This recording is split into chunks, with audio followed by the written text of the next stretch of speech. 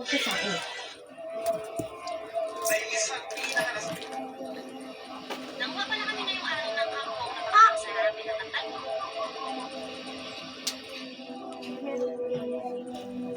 Malaki kasi.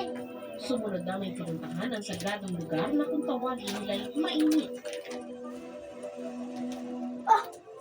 Kahit daw kanilang mga ninuno, naniniwalang mapapagaling ang tubig dito.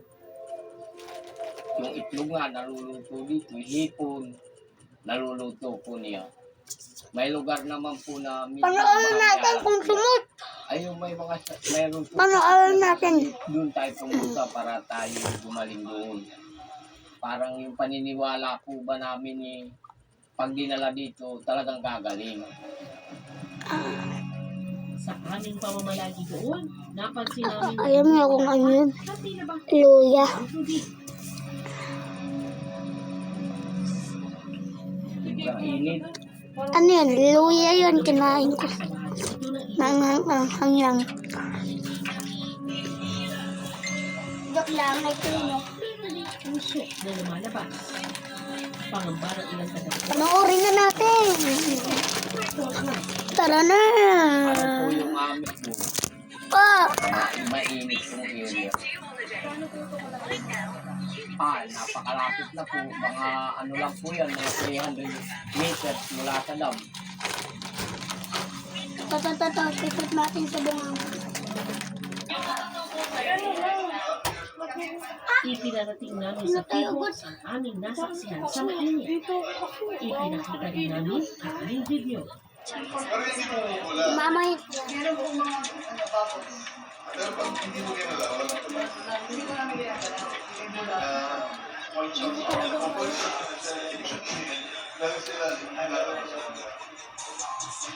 Dama ko ang iwas ng Pibos sa mainit na bahagi ng Kaliwa River. Nalatandaan nga kaya ito ng coastline.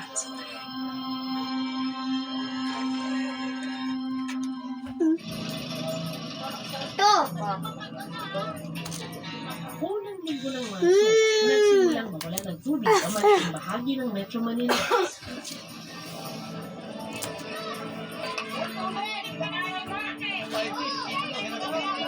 Sa haba ng pila ng mga baldeng walang laman, umapaw ang galit ng ina.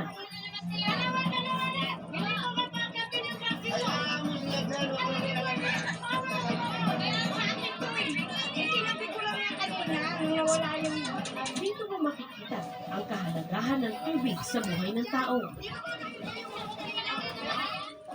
Kahit unti-unti nang bumabalik sa normal ang supply ng tubig, sinabi ng MWSS na kailangan pa rin talaga ng karagdagang water source para sa lumalaking populasyon ng Metro Manila.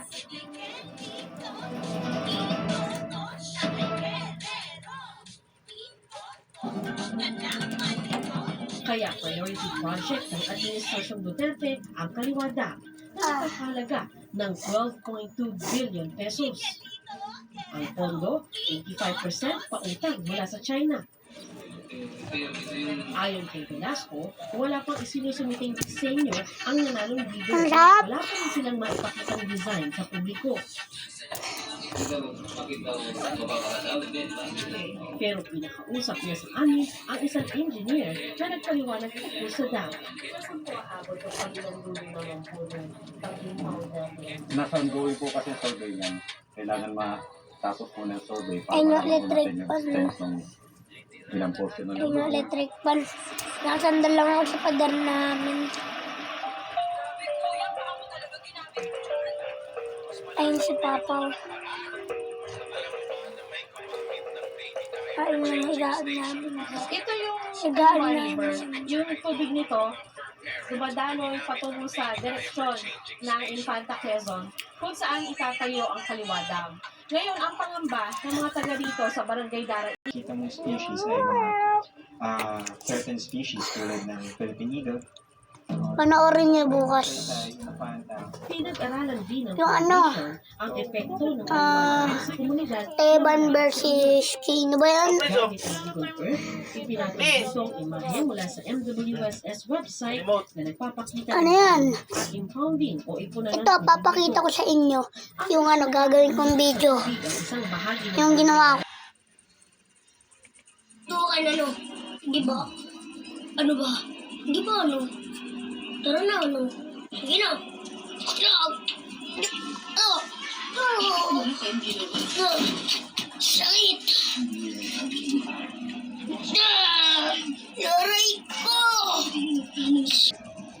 Ayan yun. Sakit!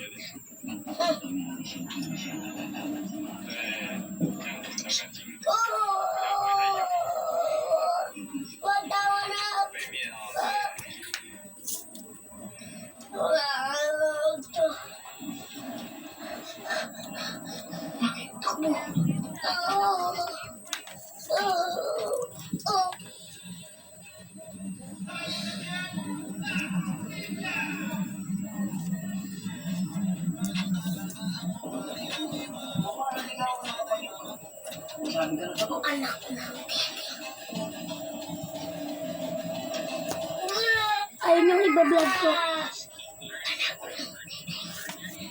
Diba kita nyo ba?